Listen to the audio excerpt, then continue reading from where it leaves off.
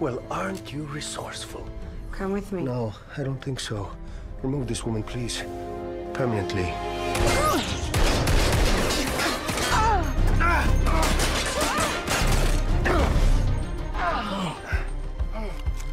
You okay?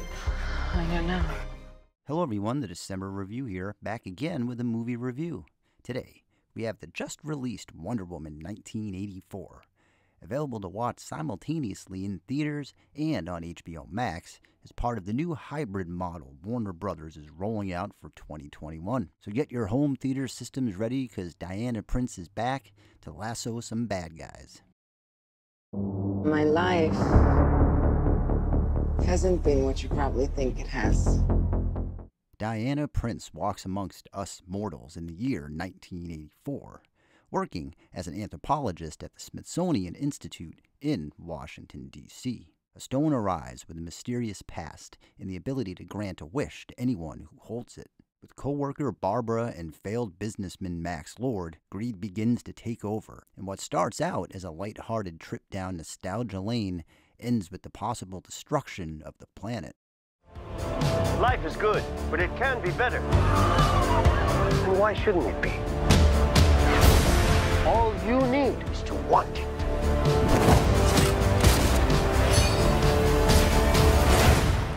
Think about finally having everything you always wanted.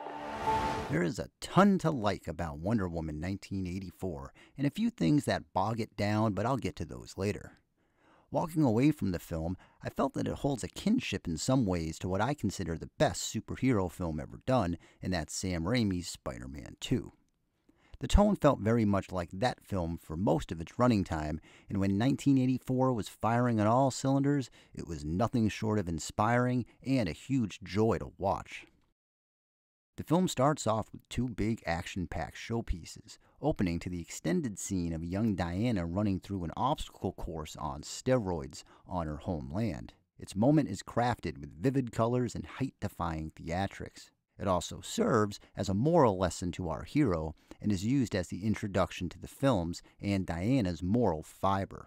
We then switch over to present day, well, 1984 that is, to a robbery at a jewelry store at a local DC mall. Before any one of the bumbling thieves can get too much harm done, Wonder Woman jumps in to save the day. Both scenes work exceptionally well, drawing the audience in as Diana jumps through the air, golden lasso in hand. That jewelry store, it turns out, was doing some behind-the-scenes black market shenanigans, and the FBI has tasked Diana's team to investigate a stone. Well, stone might be the wrong term here. Giant crystal rock from the gods is a much better description. Kristen Wiig, playing Barbara, is tasked with finding out any information she can on it. Barbara is the shy one, the one who no one notices. Diana helps her out and the two become friends. When another co-worker jokingly holds the giant crystal rock from the gods and asks for a coffee, everyone is amused when 5 seconds later an extra drink arrives. Meanwhile, the Mandalorian, Maxwell Lord, played by Pedro Pascal, is on the hunt for the giant crystal rock from the gods, because he knows the power that it holds. It's here where the film settles down for a while. Well, about an hour or so until the next big action-adventure moment. Diana and Barbara both make wishes on the giant crystal rock from the gods, mostly on faith, not believing that they would actually come true. Barbara wants to be as cool and strong as Diana, while Diana wants someone back in her life. As both things take shape, Max Lord pays a visit to the Institute, seeking out the gift giver. Max has become famous for pasting himself on TV. You remember those get-rich-quick infomercials? Just call this 800 number, hand over a check, and your money problems will be solved? Well, he's one of those guys. Though, behind the scenes, he is in ruin. He owes money to everyone. He works in an office building without much of a staff, and his seemingly last investor is ready to jump ship. He swoops into the Institute and woos Barbara, making a donation to their funding, and, at a celebratory party, coaxes her to her office where he finally takes home his prize. A betting man would think that Max would ask for a few $1 billion, but instead asked to become the stone itself. Wish granted, and now Max can walk up to anyone and provide their biggest desires. There's only one catch to all this, and that's the giant crystal rock from the gods could only have been made by either a good or a bad god. If it were the former, we could roll credits now, so of course there's just one small thing. The wish of those who ask are granted, but unbeknownst to them, something else is slowly taken away from them. I don't want to be like anyone. I want to be an apex predator.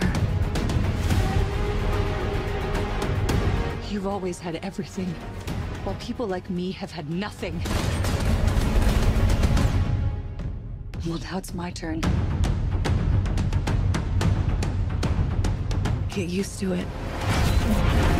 And that's the long setup to this epic 2.5-hour ride. During this time, the film moves briskly along, acting as some PG version of the great horror film Wishmaster. You almost forget you're watching a superhero movie at times. We dive into the loneliness of Diana as we see her eating dinner out alone. They drive home the point by actually having a waiter ask her if she's planning on meeting anyone there. After previously losing her love, Steve, she swears she can no longer love anyone else again, cutting that part of her life out, though you can see the strain that it has put on her. Conversely, Barbara is muted, surprised that anyone would even say hello to her, let alone ask her out for dinner. In a rather emotional moment, Steve returns in the body of someone else, seeking out Diana and proving that it's really him. It's a touching and hopeful scene, as is much of the early runtime. The film walks the delicate balance between moral standards and after-school special, in that anyone Wonder Woman is in contact with can't really be hurt by her, just contained. Sure, she may grab your arm and take the gun you are shooting at her, but she will make sure it's just the gun she destroys in her palm. And if she happens to drop kick you 50 feet across the room, well, she has the wherewithal to make sure you land somewhere near a cozy blanket. Most of the humor of the film arrives during this time as well. There's a nice montage of Steve dressing to go out as Diana shoots down every 80s-style wardrobe that he's trying on. 1984 might be our past, but for Steve, it's his future. So the act of just walking down the street is fraught with new experiences for him. Once Diana figures out that maybe these wishes aren't the best idea, she attempts to track down Max, which leads the pair to a ridiculous flying scene. And I mean that in the best possible way. Allow me a few minutes here to discuss. See, the pair end up having to steal a plane and fly across the world to track down Max. Finding the plane is no problem, as Diana just waves her access badge into the building they're being kept in what I would consider the greatest badge wave ever produced on film. Sure, it's an insignificant half-second moment, but I'll be damned if it wasn't the most confident door open I've ever seen. So we have our plane, we have our pilot. Now, we just need to get into the air, and those pesky radars are making things difficult. As a viewer, you kinda already know where this is going. Wonder Woman and the invisible plane goes hand in hand. It's practically its own punchline. She even mentions here that she will never figure out flying. There's just no way that plane is going invisible. It doesn't make any sense, yet it's their only hope. What I would only call a stunning act of storyline and CGI wonderment, folks, we got our invisible plane. And not only that, we got Steve, we got Diana, we got the 4th of July, and we got a massive fireworks display going off in the same spot that plane is in. What's a couple to do but to fly that thing straight through it? My hat is off to you, creators of Wonder Woman 1984. Bravo, just bravo. If the film ended right there, it was guaranteed a 5-star review. Just the pure idea alone is brilliant, let alone actually pulling it off. Oh, but the film doesn't end there. We still got a long way to go. So let me hit the crib notes here for a little bit. So basically, evil bad guy becomes the giant crystal rock from the gods in human form, granting everyone a wish and taking over the world. And Barbara's wish comes true as she becomes just as strong as Wonder Woman. That pesky rule of taking something away from the wish asker?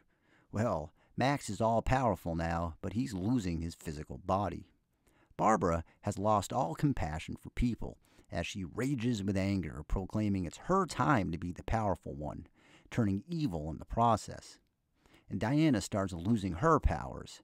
There's one particular scene where she's chasing after Max, but has to go through about a dozen or so armed trucks to get him. She takes some real damage here, and this helps raise the stakes. Sure, they probably aren't going to kill off the main character, but within its own scope, you weren't really sure just how much she had left to help save those others around her. I'll stop from saying much more about the storyline. I mean, you know the drill. Good versus evil, good wins. But what makes Wonder Woman 1984 so great is it has that same moxie that Spider-Man 2 had, like I mentioned before. We already know Peter Parker and his history with Mary Jane and how he must keep her safe by not being with her. You can flip that around in some way for 1984, as it seems Diana would gladly walk away from life just to be with Steve, but the consequences it brings is much, much worse. I will say there's a particular moment that got me a bit choked up between the two. Also, our bad guys aren't just bad guys. Doc Ock had an arc. He had a path that he walked, looking to do good in the world before the accident took control of his future actions, taking New York City to its breaking point before our hero could conquer the demon and find the humanity he started with. Barbara walks the same line here. As she is introduced, you can tell she has gone her whole life not making waves. But when the opportunity arrives for her just to be one of the beautiful people, she becomes engulfed in the notoriety, forging any harm it may cause others to bask in its glow. The same can be said for Max. Although his redemption comes off a little less subtle, his only saving grace was that he had a son, but while he wants nothing more to provide for his family, he is so in over his head that his lies and overall dirtbag chicanery is all we know of him. But he is saved by our hero in an epic, and I mean epic, monologue that had me mesmerized watching the screen. The acting here is top shelf. Gal Gadot is a grand slam home run as Diana Prince. The confidence she brings to the character is outstanding, and her beauty resonates off the screen. Chris Pine shines as well, especially in the wonderment of the future he finds himself in, and is especially engrossing towards the end of the film. Kristen Wiig gets a ton of screen time, and while her arc is a little bit more paint by numbers overall, her slow turn to the dark side is believable. Pedro Pascal is owning December, as not only did he manage to captivate the entire Star Wars franchise in his now legendary Season 2 of The Mandalorian, he rides high as the main villain in one of the most anticipated movies of the year. If anyone knows his agent, can they send him a link to the December review channel? I mean, I need all the help I can get. But Pedro chews up the dialogue perfectly as his descent into madness and greed spirals out of control. Much praise should be sent to Patty Jenkins, who returns here behind the camera and gives the audience a near-perfect film. Co-writing the story, the screen is all but a canvas filled with bright colors and open space. Unlike many of the past big action films, the camera work here isn't too jittery or too close in, instead allowing for all of the wonderful set pieces to be fully seen. I can save today, but you can save the world. Steve.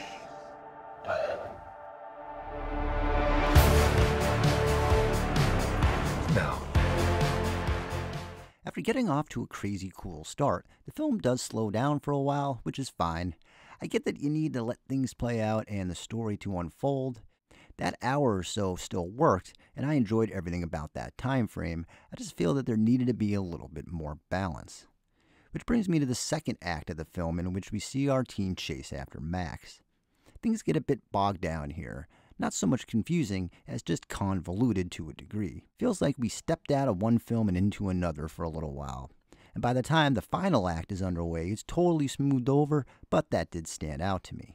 Looking back, I wish I'd listened. Wish I'd watched more closely and understood.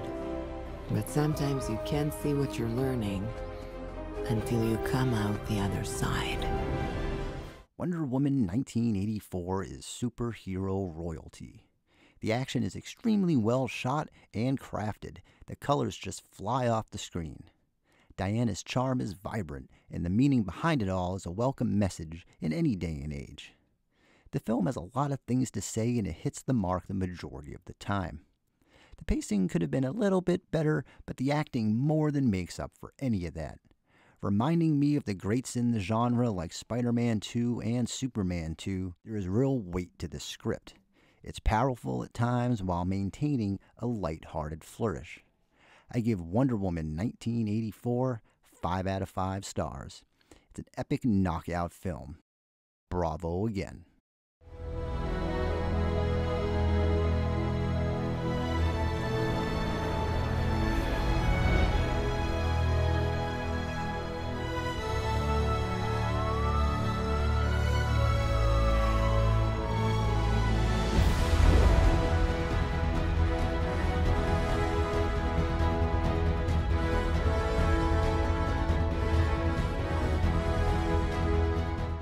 If you liked this video, make sure to subscribe to the channel for more and let me know your thoughts on the film in the comments below. And you can find TDR on Facebook and on Instagram.